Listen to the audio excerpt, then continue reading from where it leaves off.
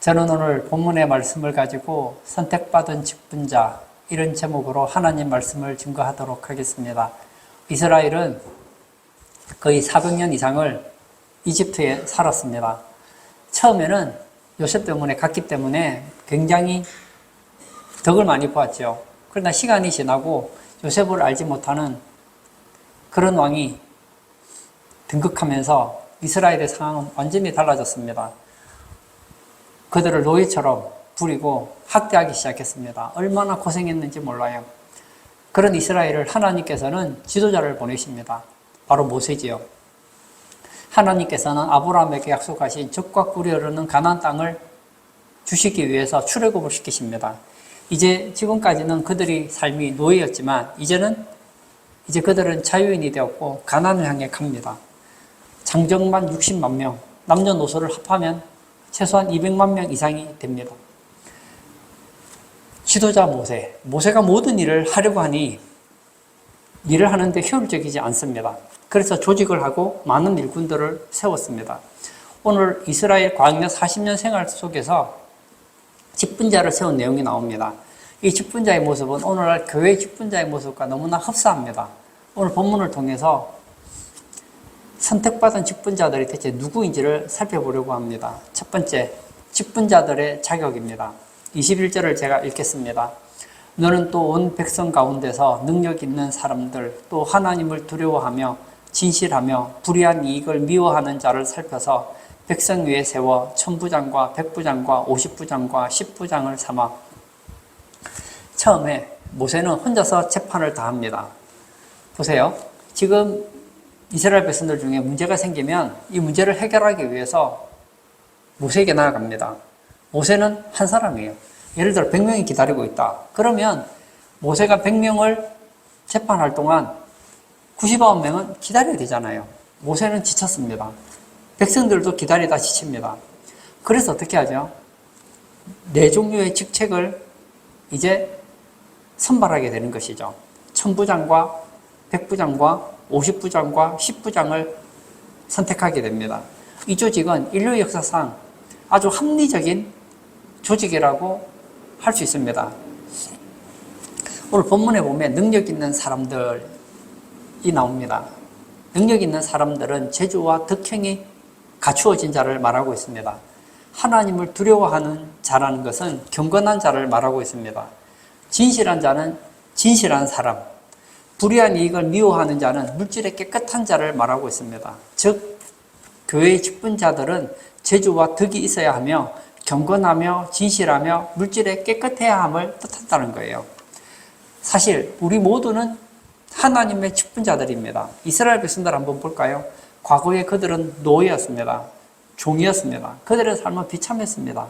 우리는 어땠습니까? 우리도 이전에는 죄와 사망의 종로로 됐고 마귀의 종노릇을 했습니다. 그리고 이 땅에서 저주 가운데 살다가 지옥에 가게 되었습니다. 비참했죠. 그러나 현재는 어떻습니까? 하나님의 직분자가 되었습니다. 이 성경에 보면 사도행전 7장에 광야는 교회라고 있습니다. 이 광야교회. 이 교회에서 직분자가 되는 거 굉장한 특권 아닙니까? 이스라엘 백성들은 예전에 애굽에서 노예 생활하면서 얼마나 힘들었는지 모릅니다. 그들에겐 자유가 없습니다. 그러나 이제는 달라요. 이제는 그 중에서 이스라엘을 위해서 직분자가 되어서 섬길 수 있는 기회가 왔다는 거예요. 우리는 어떻습니까? 우리도 예전에는 하나님과 아무 상관없는 자들 아니었습니까? 그러나 이제는 하나님의 선택받은 직분자가 되어서 어떤 분은 장로로, 집사로, 교사로, 찬양대원으로 각양 봉사를 하지 않습니까? 이것은 굉장히 영광스러운 직분이라는 거예요. 기독교의 진리라는 것은 우주 가운데 하나뿐인 진리입니다. 여러분은 이 진리를 알고 있습니다. 이 진리 덕분에 우리는 구원을 받았고 하나님의 자녀가 되었습니다. 거기다가 직분까지 맡았다는 것은 굉장한 특권입니다. 구약에 보면 성전에서 일할 수 있는 사람이 누구죠? 제사장입니다. 그리고 잡일은 레위인만 했습니다. 결국은 레위인들만 성전에서 봉사할 수 있었던 거예요. 그러나 신약 시대가 되면 남녀노소 빈부귀천, 배운 자나 못 배운 자나 모두 다 직분자가 될 수 있다는 거예요. 하나님이 인정하신 직분자의 자격은 무엇입니까? 능력이 있어야 돼요. 실력이 있어야 됩니다. 여러분, 예를 들어 내가 부엌에서 봉사를 하려고 하는데 설거지를 못해요. 음식을 못해요. 그러면 하면 안 되는 거예요. 내가 주차 담당을 맡으려고 하는데 난 운전을 할 줄을 몰라. 그런데 남의 차를 가지고 주차를 담당하면 큰일 나지 않겠습니까? 제가 방송실에서 담당을 하고 싶어요. 근데 나는 컴퓨터를 사용할 줄을 몰라요. 인터넷을 사용할 줄도 몰라요. 그런 사람은 안 되겠죠. 자기의 능력이 되는 것 가지고 하는 거예요. 그리고 직분자는 하나님을 두려워해야 됩니다. 경건성이 있어야 돼요. 그리고 진실하고 불의한 이익을 미워하는 사람, 이런 사람이 바로 직분자라는 거예요. 여러분, 세상 일과 교회 일의 차이가 뭘까요? 세상 일은 육의 일입니다. 임시적이고 이 세상에서만 할 수 있는 일이에요. 여러분, 세상에서 아주 훌륭한 직분이 있다고 한번 생각해 볼게요. 저는 그 직분이 나쁘다고 생각하지 않습니다. 세상의 직분자의 일은 죽고 나면 끝이에요. 그렇지 않습니까? 그러나 교회 일은 생명의 일이고 영원한 복이 된다는 거예요. 사도행전 6장 3절에 보면 형제들아 너희 가운데서 성령과 지혜가 충만하여 칭찬받는 사람 7을 택하라. 우리가 이 일을 그들에게 맡기고, 신약 교회에도 기준이 있었습니다. 첫 번째는 신앙적인 모습입니다. 성령과 지혜가 충만한 사람입니다. 두 번째는 인격적인 모습이죠. 주위 사람에게 칭찬을 듣는 사람이었습니다. 이런 일꾼이 되어야 한다는 거예요. 저는 우리 성도님들이 신앙이 좋기를 바랍니다. 그리고 인격적인 사람이 되기를 바랍니다. 사실 예수 믿는 사람은 천국을 약속받았기 때문에 부끄러울 것이 없습니다. 그러나 세상 사람들은 천국을 모르잖아요. 교회 직분자가 막 입만 열면 막 거짓말을 하고 사기를 치고 그리고 싸우고 그러면 세상 사람들이 보고 뭐라고 하겠습니까? 우리는 다 이해하지만 세상 사람들은 그걸 이해를 못해요. 중요한 것은 그런 사람은 교회에서도 직분자가 되면 안 된다는 거예요. 왜냐? 그들은 인격이 안 되기 때문이에요. 제가 교회에 보면 두 종류의 사람이 있습니다. 한 종류의 사람은 굉장히 인격적이에요. 근데 뭐가 없냐? 신앙이 없어요. 그런 사람 직분자 하면 안 됩니다. 또 어떤 사람은 막 신앙은 좋아요. 막 하나님께 대한 열정이 있어요. 근데 뭐가 없느냐? 인격이 형편없습니다. 갈고 닦아야 돼요. 인격이 좋은 사람은 정말 믿음 안에서 신앙을 잘해야 되고, 신앙은 좋은데 인격이 형편없다면 이제는 말도 조심하고 다른 사람에게 얘기할 때라든지, 그리고 성경에서 금하는 것에 대해서 자신을 절제해서 교회에 득이 될 수 있는 인격자가 되어야 된다는 거예요. 인생은 어떻습니까? 제가 인생을 살아보니까 인생 진짜 짧은 것 같아요. 성경에 보면 너희 인생이 무엇이냐? 아침 안개와 같다. 저는 예전에 그 글을 읽을 때 그렇지, 그럴 수 있지. 근데 제가 이 나이가 되고 보니까요, 진짜 안개 같아요. 너무 허무한 것 같아요. 인생의 종착역이 곧 다가옵니다. 저도 제 앞에 인생의 종착역이 보이는 것 같아요. 이런 우리에게 가장 보람된 일이 뭘까요? 교회의 좋은 일꾼이 되는 것입니다. 교회의 좋은 일꾼이 되기 위해서 실력을 닦고 경건성, 성실성 갖춘다면 얼마나 좋을까요? 우리 인생의 종착역이 오기 전에 저는 우리 성도님들이 좋은 일꾼이 되기를 바랍니다. 오늘 성경 말씀처럼 1000부장, 100부장, 10부장, 50부장 이런 직분자들이 되어서 교회를 섬길 수 있었으면 좋겠어요. 초대교회 일거집사처럼 여러분들이 교회에 꼭 필요한 그런 직분자가 되었으면 좋겠습니다. 중국의 류칭이라는 분이 1001년 9월에 책을 하나 씁니다. 그 책의 제목이 사망일기예요. 이 류칭은 37세의 짧은 생으로 인생을 마감합니다. 위암으로 사망을 하죠. 죽음을 앞두고 쓴 일기인데 중국이 이 책을 읽으면서 굉장히 도전을 받았대요. 일기 가운데 제가 두 군데를 읽어드리겠습니다. 첫 번째, 모든 자연의 준엄한 법칙일 뿐이다. 어느 누구도 종착지에 도달할 수는 없다. 어느 누구든 대열에서 멈춰서야만 하는 날이 있게 마련이다. 두 번째, 그 앞은 죽음을 말합니다. 그 앞에서 할 수 있는 일이라곤 생명이 한 걸음 한 걸음 종점을 향해 걸어가는 것을 보는 일뿐이다. 예, 살아있는 동안에는 종착지에 도달할 수 없겠죠. 살아있으니까요. 그러나 시간이 지나면 그 종착점을 향해서 한 걸음 한 걸음씩 나아가는 것이 바로 인생이라는 거예요. 맞습니다. 여러분이 살아있는 동안 아직 종착점에 도착하진 않아요. 도달할 수는 없어요. 그건 언젠가 죽을 거 아닙니까? 인생이 끝나면 그때는 종착점에 도달하게 된다는 거예요. 아직 살아있다면 여러분은 한 발짝이라도 더 종착점에 도달하기 전에 하나님이 기뻐하시는 교회 직분자들이 되시기를 축복합니다. 두 번째, 직분자들을 세운 목적입니다. 22절을 제가 또 읽겠습니다. 그들이 때를 따라 백성을 재판하게 하라. 큰 일은 모두 내게 가져갈 것이요 작은 일은 모두 그들이 스스로 재판할 것이니 그리하면 그들이 너와 함께 담당할 것인즉 일이 내게 쉬우리라. 모세의 장인은 이드로입니다. 이 교회 행정학에서는 오늘 본문을 이드로 조직법이라고 합니다. 13절과 14절에 보면 이드로가 모세를 만나려고 가봤더니 모세가 아침부터 저녁까지 백성들의 문제로 하나님께 묻고 있었습니다. 모세도 지치고 그리고 백성들도 지쳐서 감당할 수 없는 상황이 되었습니다. 그때 이드로가 모세에게 이런 얘기를 합니다. 14절을 제가 읽겠습니다. 모세의 장인이 모세가 백성에게 행하는 모든 일을 보고 이르되 내가 이 백성에게 행하는 이 일이 어찌 됨이냐?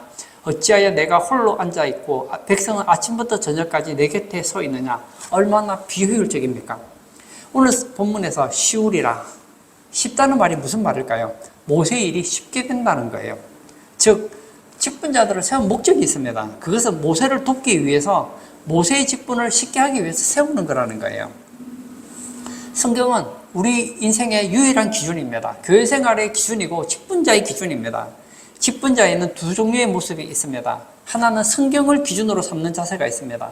이런 사람들은 겸손해요. 교회에서 말이 적어요. 그리고 목사님 말에 순종을 잘합니다. 그리고 기쁨이 있고 행복한 직분자입니다. 요한삼서에 보면 이 가이오라는 사람이 나오죠. 이 사도 요한이 목회를 하면서 한 사람이 생각났습니다. 가이오. 그래서 성경에 기록하잖아요. 가이오는 어떤 사람이었습니까? 진리 안에서 행한다고 했습니다. 그는 성경 말씀이면 맞다. 성경이 말하는 대로 하려고 노력했다는 거예요. 그리고 사랑하는 가이오라고 했습니다. 사도 요한이 얼마나 가이오가 마음에 들었으면 사랑하는 가이오라고 했을까요? 요한 3서 1장 2절에 이런 말이 있죠. 사랑하는 자여 내 영혼이 잘됨 같이 내가 범사에 잘되고 강건하기를 내가 간구하노라. 사도 요한이 가이오를 봐요. 영혼이 얼마나 잘 되어 있는지 몰라요. 축복하고 싶은 거예요. 그래서 축복합니다. 뭐라고요? 너의 영혼이 잘됨 같이 너가 하는 범사가 잘 되기를 바란다. 그리고 너가 건강하기를 간구한다. 왜 이렇게 간구합니까? 이런 사람이 직분자가 되어야 되기 때문이에요. 이런 직분자가 건강해야죠. 이런 직분자가 범사에 잘 돼야죠. 그런가 하면 세상의 일들을 기준으로 삼는 그런 직분자도 있습니다. 이런 직분자의 특징이 뭐죠? 말이 많아요. 그리고 불평이 많습니다. 왜 저렇게 할까? 그리고 자기 중심적이에요. 세상의 교육의 기준으로 교회 일을 돌리려고 합니다. 성경이 뭐라고 말해도 그건 성경 얘기고 내가 생각할 때 아니면 아닌 거예요. 내가 배운 세상의 학문과 다르면 아닌 거예요. 이런 직분자는 불행한 직분자입니다. 그 대표적인 사람이 요한 3서에 나오는 디오드레베입니다. 9절에 보면 그는 어뜸되기를 좋아했다고 했습니다. 다른 사람보다 잘나기를 원했다고요. 10절에는 사도 요한을 비방했습니다. 그리고 남에게 나쁜 말을 합니다. 목사를 비방하는 사람이죠. 불평하고 부정적입니다. 11절에는 악을 행하는 자라고 했습니다. 제가 11절 읽어볼까요? 사랑하는 자여 악한 것을 본받지 말고 선한 것을 본받으라. 선을 행하는 자는 하나님께 속하고 악을 행하는 자는 하나님을 배우지 못하였느니라. 이 디오드레베는 악을 행하는 대표적인 사람이었습니다. 요한 3서에 두 종류의 사람이 등장하잖아요. 저는 우리 성도님들이 가이오가 되기를 바랍니다. 사도교원을 돕고 교회에 없어서는 안 되는 그런 직분자 말입니다. 디오데르베 같은 사람은 사도 요한을 괴롭힙니다. 있어서는 안 되는 사람이에요. 사도 요한이 직무를 감당하는데 어렵게 했습니다. 사실 교회에는 제가 보니까 가이오 같은 직분자도 있고 디오드레베 같은 직분자도 있는 것 같아요. 가이오 같은 직분자가 많으면 목사님이 신나게 교회 봉사를 합니다. 교회 사역을 할 수 있어요. 그러나 디오드레베 같은 사역자가 있으면 목사님의 인격이 좋아지는 것 같아요. 그분들 때문에 기도하고 그리고 모난 성격이 깎이는 것 같아요. 여러분은 목사님이 교회에서 신나게 목회하는 사람입니까? 아니면 목사님들로 하여금 힘들게 하고 목사님들이 기도하는 자리로 나아가게 하는 그런 직분자입니까? 목사에게는 둘 다 좋은 직분자일 수 있겠죠. 그런데 하나님 앞에서 볼 때 디오드레베 같은 직분자는 정말 책망받아 마땅한 직분자라는 거예요. 사랑하는 직분자 여러분, 직분자는 왜 세웠습니까?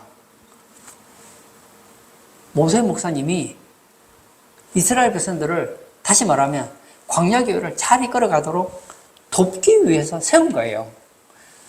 목사의 사역이 쉽도록 하기 위해 세운 것이 바로 목사라는 거예요. 여러분 대체 누구입니까? 직분자들에게 저는 묻고 싶어요. 여러분은 대체 어떤 존재입니까? 여러분은 목사님에게 일을 하도록 만드는 직분자입니까? 목사님이 쉽게 교회 일을 하도록 도와주는 직분자입니까? 만약 여러분이 교회를 어지럽히고 힘들게 해서 목사님을 더 일하게 만드는 직분자라면 여러분은 디오드레베 같은 직분자입니다. 그러나 목사님의 그 많은 짐이 여러분 때문에 줄어들 수 있다면, 그리고 목사님이 기도와 말씀에 전념할 수 있다면 여러분은 가이오 같은 직분자예요. 오늘 예배 참석하신 사랑하는 성도님, 우리 성도님들은 모두 다 가이오 같은 직분자가 되기를 축복합니다. 세 번째, 직분자들의 임무입니다. 22절을 제가 읽을까요? 그들이 때를 따라 백성을 재판하게 하라. 큰 일은 모두 내게 가져갈 것이요 작은 일은 모두 그들이 스스로 재판할 것이니 그리하면 그들이 너와 함께 담당할 것인즉 일이 내게 쉬우리라. 여기 보면 성경의 최초의 공식적인 직분이 나옵니다. 이 이후에 제사장, 선지자, 서기관, 장로들이 나옵니다. 시작에 가면 사도행전 6장 3절에 7명의 직분자가 나오죠. 이 직분자들을 세웠는데 그들이 한 임무가 무엇이냐 하는 것이죠. 큰 일은 모두 내게 가져갈 것이요. 다시 말하면 이것이 지금 1000부장, 100부장, 50부장, 10부장이 감당하기에 부담스러운 큰 일이라면 모세에게 가져오라는 거예요. 그럼 모세가 해결하겠다는 것이죠. 작은 일은 무엇입니까? 모세에게 가져가지 않아도 1000부장의 능력이면, 100부장의 능력이면, 50부장의 능력이면, 10부장의 능력이면 해결할 수 있다면 그것을 모세에게 가지고 가지 말고 너희 선에서 해결하라는 거예요. 모세는 시작으로 말하면 목사를 대표합니다. 1000부장, 100부장, 50부장, 10부장은 시작으로 말하면 교회의 직분자를 말한다는 거예요. 즉, 교회는 크고 중대한 일을 목사가 직접 담당하고 각 부서의 일들은 직분자들이 스스로 일하도록 해야 한다는 것을 가르쳐주고 있습니다. 사랑하는 성도 여러분, 교회에는 많은 일들이 있습니다. 내적으로는 각 기관, 부서, 그리고 사역회 등이 있습니다. 이것을 만약 목사님이 혼자 다 일하면은 목사님이 쉴 수가 없어요. 외적으로는 어떤 일이 있을까요? 선교겠죠. 땅끝까지 복음을 전해야 됩니다. 이런 많은 일들을 목사 혼자서 다 하라고 그러면 안 되는 거예요. 목사는 뭘 합니까? 큰 일, 중대한 일, 어려운 일, 교회의 방향, 직분자들을 세우는 일, 이런 일을 집중적으로 하고 그 나머지 시간은 기도와 말씀에 전념하도록 해야 됩니다. 거기에 반하여서 직분자들은 뭐죠? 자기가 맡은 그 부서의 일을 책임을 가지고 해야 된다는 거예요. 26절에 보면 그들이 때를 따라 백성을 재판하되 어려운 일은 모세에게 가져오고 작은 일은 스스로 재판하더라. 여기 보면 스스로 재판한다. 이건 스스로 결정한다는 거예요. 여러분, 모든 것을 목사님에게 가져가는 직분자는 직분자 임무를 잘 못하는 거예요. 그럼 어떻게 해야 됩니까? 목사님이 다 못하기 때문에 위임을 한 거예요. 그래서 일을 할 때 이런 생각을 가지면 참 좋습니다. 일을 결정할 때 어떻게 결정하면 좋으냐? 목사님이라면 어떻게 하실까? 여러분, 직분자들이 맡은 그 일은 어떤 일이죠? 목사님에게 위임받은 일이에요. 그러면 일을 할 때 어떻게 해야 될까요? 목사님이라면 어떻게 하실까? 이 생각을 가지면 거의 틀리지 않습니다. 로마서 16장 3절에서 4절을 제가 한번 볼까요? 너희는 그리스도 예수 안에서 나의 동역자들인 브리스가와 아굴라에게 문안하라. 그들은 내 목숨을 위하여 자기들의 목까지 내어놓았나니 나뿐 아니라 이방인의 모든 교회도 그들에게 감사하느니라. 바울에게는 믿음의 동역자가 있었습니다. 그 대표적인 동역자가 브리스가와 아굴라 부부였습니다. 여기서 동역자라는 단어는 헬라어로 보면 함께 일하는, 돕는, 비서 이런 뜻을 가지고 있습니다. 동역자는 누구라고요? 목사와 함께 일하는 사람이에요. 목사를 돕는 사람이에요. 목사의 비서예요. 바울에게 브루스가 부부는 바로 이런 직분자였다는 거예요. 작은 일은 본인이 처리하고 큰 일은 바울이 했습니다. 브리스가 부부는 바울 사역에 있어서 작은 일을 담당했다는 거예요. 이들은 바울 사도를 위해서 목이라도 내놓았다고 했습니다. 이런 직분자가 있는 목회자는 행복합니다. 여러분, 직분자들에게 저는 묻고 싶습니다. 여러분은 목사님과 함께 일하시는 직분자입니까? 여러분은 목사님을 돕는 직분자입니까? 여러분은 목사님의 비서입니까? 이 중에서 저는 여러분들에게 한 가지 얘기하고 싶은 게 있는데요. 나는 누구냐? 목사의 비서다.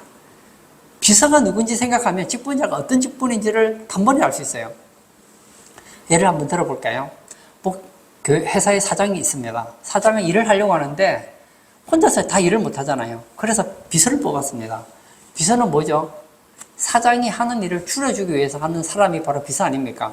그러면 이 사장이 스케줄도 짜고, 그리고 전화가 오면 사장이 전화를 다 할 수 없으니까 비서가 대신 전화해서 만날 사람은 만나게 하고, 만나지 않을 사람은 만나지 않아야 되고, 않도록 해주고, 그리고 비서가 필요하면 사장님 차도 운전해주고, 그리고 식사를 해야 되면 어디서 식사할지도 정하고,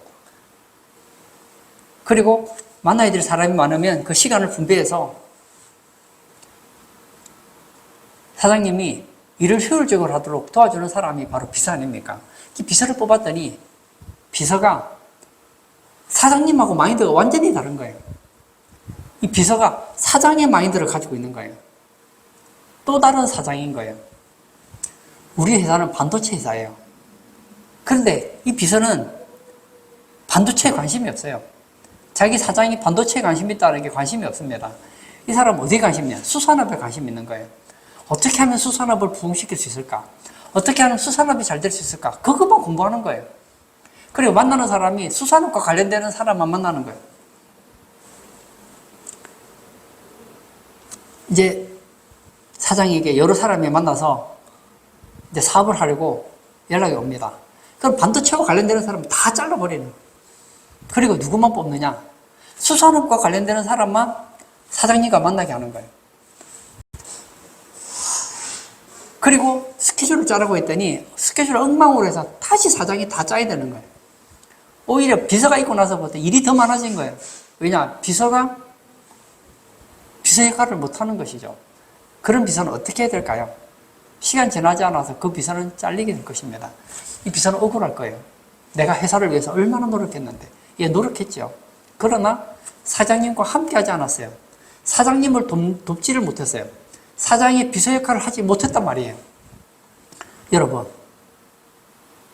나는 누구냐? 나는 목사를 돕는 사람이다. 나는 목사와 함께하는 사람이다. 나는 목사의 비서다. 이런 생각을 가지고 있으면요, 교회가 부흥돼요. 제가 지금까지 부격자 생활을 하면서 여러 부서를 맡았잖아요. 맡아보면 목사를 힘들게 하는 부서가 있고 목사를 편안하게 하는 부서가 있습니다. 어떤 부서가 힘드냐? 목사의 말을 참고로 여겨요. 아, 목사님 그렇게 생각하신다고요? 참고는 하겠습니다. 그리고 자기들 마음대로 해요. 일 안 돼요. 목회자가 뭘 하려고 하면 목사님과 함께 해야지. 목사님이 하는 그 일을 도와드려야지. 나는 목사의 비서다. 직분자들이 내는 의견과 목사님이 내는 의견이 나쁜 게 아니에요. 여러분, 직분자들이 내는 의견이 뭐 나쁘겠습니까? 다 좋은 의견들이죠. 목사님이 내는 의견이 나쁜 의견일까요? 대부분 다 좋은 의견이에요. 진짜 교회에 치명적인 그런 나쁜 것이라면 하면 안 되죠. 그러나 대부분 보면 목사님도 교회를 위하고 직분자도 교회를 위합니다. 그런데 충돌을 될 때 어떻게 되느냐는 거예요. 충돌을 될 때 목사가 직분자를 따라가야 되느냐, 직분자가 목사를 따라가야 되느냐, 여기서 직분자의 마인드가 결정납니다. 나는 목사를 돕는 사람이다. 나는 목사의 비서다. 이런 마인드가 있는 사람은 나의 의견과 목사의 의견이 달라도 목사님이 정말 교회를 위하는 걸 안다면 자기 의견을 내려놓을 수 있어요. 그러나 내가 보수라고 생각하는 사람은 달라요. 목사님이 아무리 말을 해도 내가 아니면 아닌 거예요. 그리고 목사님이 뜻을 관철하면 시험 드는 거예요. 우리를 무시했다 이거지. 무시한 게 아니에요. 여러분, 사공이 많으면 배가 어디로 간다고 합니까? 산으로 간다고 하잖아요. 하나님은 교회 감독자로 목사를 세웠습니다. 그러면 교회를 감독하는 목사 중심으로 교회가 돌아가야 좋은 교회가 되지 않겠습니까? 교인들이 100명인데 교인들이 1000명인데 1000명이 다 자기 각자의 소리를 내면 교회가 어떻게 되겠습니까? 예를 들어서 목사님이 생각하는 거예요. 우리 교회가 새벽기도를 해야 될 것 같아요. 그래서 새벽기도 못 나오는 사람은 어쩔 수 없지만 나오는 사람을 위해서 5시 30분에 하면 어떨까요? 5시 30분에 하려고 합니다. 그랬더니 한 분이 말하는 거예요. 아닙니다. 새벽 6시에 했으면 좋겠습니다. 그러면 새벽기도 마치고 바로 직장 가면 되잖아요. 참 좋은 의견이죠. 어떤 사람은 모르는 거예요. 5시 30분은 너무 짧습니다. 새벽 5시에 해야 됩니다. 그러면 새벽기도 마치고 한 30분이라도 기도해서 좋지 않습니까? 좋은 의견이죠. 어떤 사람은 그러는 게 아닙니다. 새벽 4시에 해야죠. 그러면 새벽기도 마치고 한 1시간 이상 충분히 기도할 수 있지 않습니까? 나쁜 의견이에요? 좋은 의견이에요? 다 좋은 의견입니다. 그런데 다 한 사람은 6시, 5시, 5시 반, 새벽 4시, 4시 반, 3시 막 고집하고 만약 내 의견이 관철되지 않으면 난 교회 그만두겠습니다. 직분자 그만두겠습니다. 이러면 일이 안 되는 거예요. 무슨 말인지 알겠죠? 나는 누구냐? 나는 직분자다. 직분자의 임무는 목사를 돕는 사람이요, 목사와 함께하는 사람이요, 목사의 비서다. 이 생각을 가지고 있다면 그 교회는 행복한 교회, 성경적인 교회가 될 수 있다는 거예요. 제가 갈라디아 4장 14절에서 15절을 읽겠습니다. 너희를 시험하는 것이 내 육체에 있으되 이것을 너희가 업신여기지도 아니하며 버리지도 아니하고 오직 나를 하나님의 천사와 같이 또는 그리스도 예수와 같이 영접하였도다. 너희의 복이 지금 어디 있느냐? 내가 너희에게 정언하노니 너희가 할 수만 있었더라면 너희의 눈이라도 빼어 나에게 주었으리라. 사도 바울 같은 경우에는 이 갈라디아 교회에서 어떤 문제가 있었는지 잘 모르겠지만 갈라디아 교인들을 시험하는 그런 것이 육체에 있었답니다. 그런데 갈라디아 교인들은 사도 바울을 업신여기지 않았습니다. 오히려 하나님의 천사와 같이 여겼습니다. 그리스도와 같이 영접했습니다. 그리고 할 수만 있었다면 눈이라도 빼어줄 만큼 바울을 도와주고 싶었다는 거예요. 대체 갈라디아 교인들을 시험하는 것이 무엇이었을까요? 안질이었을까요? 간질이었을까요? 말라리아였을까요? 육체적인 약함이었을까요? 아니면 외모였을까요? 성경이 나오지 않으니까 정확하게는 잘 모르겠죠. 그러나 분명한 건 있습니다. 분명히 교인들이 볼 때 만족스럽지 않은 모습이 있었다는 거예요. 그러나 업신여기지 않았습니다. 사도 바울을 천사와 같이, 예수 그리스도와 같이 여기고, 사도 바울이 목회를 잘하도록 할 수만 있다면 눈이라도 빼어질 만큼 열심을 내려고 했었다는 거예요. 새 중에 물총새라는 것이 있습니다. 하늘을 날아갈 때 암놈이 있고 순놈이 있잖아요. 그러면 암컷이 수컷을 따라서 날아갑니다. 그러면 바다 위를 할 때 순놈이 날아가다가 지쳐요. 그러면 암놈이 순놈 밑으로 갑니다. 그래서 순놈을 태우고 간다는 거예요. 그러면 암놈도 가고 순놈도 가게 된다는 거예요. 이 바다를 건너는데 그냥 가라면 암놈도 못 가고 순놈도 못 가요. 근데 순놈이 앞에서 탁 가고 있으면 그 바람을 암놈이 안 맞으니까 괜찮잖아요. 그러다가 순놈이 진짜 힘들면 암놈이 순놈 밑에서 태우고 가니까 다 살아나는 거예요. 바울 뒤에는 누가 있었습니까? 아굴라 부부 같은 위대한 직분자가 있었습니다. 사도 요한에게 누가 있었습니까? 가요 같은 직분자가 있었습니다. 여러분, 목사님도 부족합니다. 사도 바울도 부족했고, 사도 요한도 부족했고, 모세도 부족한 것이 있었습니다.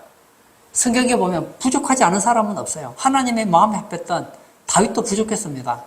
다 부족한 사람들끼리 살아가는 거예요. 교회 직분자도 부족하고 목사님도 부족합니다. 그러나 서로 도와가야죠. 결론을 짓고자 합니다. 저는 갈라디아 4장 15절을 읽겠습니다. 너희의 복이 지금 어디 있느냐? 내가 너희에게 정언하노니 너희가 할 수만 있었더라면 너희의 눈이라도 빼어 나에게 주었으리라. 갈라디아 교인들은 예수님처럼 바울을 영접했고 눈이라도 빼서 주려는 마음이 있었습니다. 참 복된 직분자입니다.